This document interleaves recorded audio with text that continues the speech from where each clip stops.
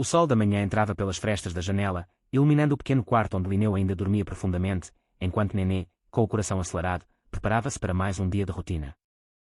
Ela se aproximou da cama, observando o marido com aquele olhar terno que só o tempo e a convivência conseguem esculpir. Com um gesto suave, tocou o ombro dele, sussurrando palavras de despedida, pois o dever a chamava. Linneu, meio atordoado por um pesadelo que ainda ecoava em sua mente, despertou assustado.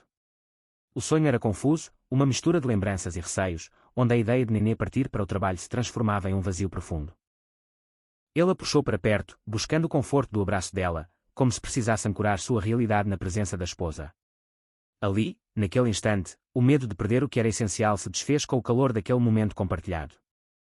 Enquanto isso, em outra parte da casa, o clima era de uma agitação peculiar. O programa de televisão estava ligado, e as figuras de Fofonho e Tio Farofa ganhavam vida na tela, trazendo conselhos que, apesar da simplicidade, tocavam fundo no espírito daqueles que assistiam. A amizade, o apoio mútuo e a lealdade eram o mote daquele show infantil, o que acabava gerando debates inesperados entre os adultos da casa. Agostinho, sempre com sua visão prática e muitas vezes impaciente da vida, observava aquilo com certo desdém, enquanto Serginho parecia absorver a mensagem com a pureza de quem ainda acredita na bondade essencial do mundo. A discussão sobre quem era o mais tolo entre eles, se o Tio Farofa ou o próprio Serginho, servia apenas como um pretexto para que as tensões diárias, as frustrações profissionais e os sonhos não realizados viessem à tona de uma forma desajeitada, porém humana. A rotina da família era um emaranhado de compromissos.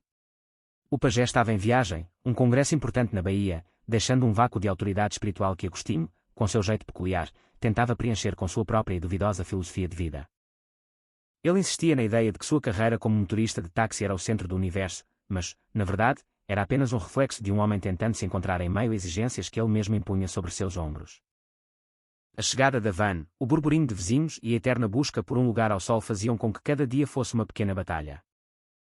Agostinho acreditava piamente que a rigidez era a única forma de criar um homem, um valor que tentava impor ao rapaz, ignorando que o mundo, cada vez mais competitivo, exigia não apenas força, mas também compreensão e equilíbrio.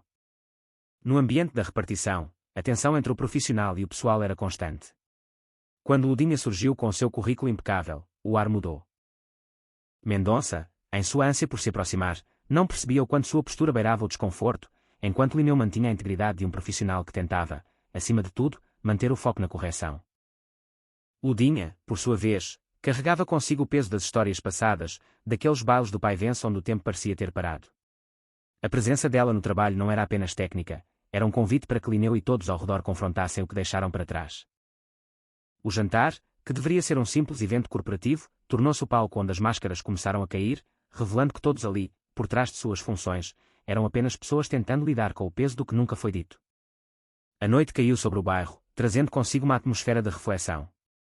Bebel, agitada pelos efeitos do remédio que consumia em busca de um padrão de beleza inalcançável, não encontrava paz nem no sono.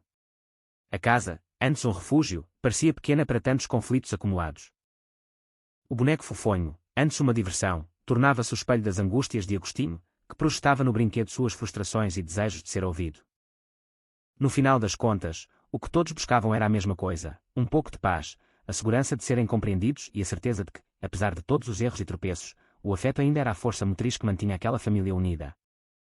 O jantar, planejado para ser um exercício de modernidade e civilidade, acabou sendo um encontro de almas, onde o passado e o presente se fundiram em uma única lição de vida. O desfecho daquele dia trouxe o silêncio necessário para que as feridas fossem tratadas. Linneu e Nenê, com a sinceridade que só o amor maduro permite, reconheceram que a transparência é o único caminho. O admirador secreto, as canções do passado, o medo de ser um plano B, tudo isso se transformou em uma melodia harmoniosa de aceitação. Agostinho, finalmente exausto de suas próprias tempestades internas, encontrou um momento de calma.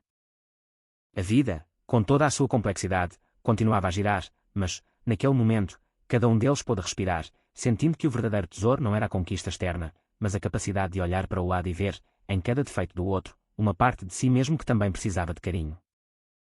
E assim, na simplicidade do cotidiano, a vida seguia, cheia de erros, acertos e, acima de tudo, esperança.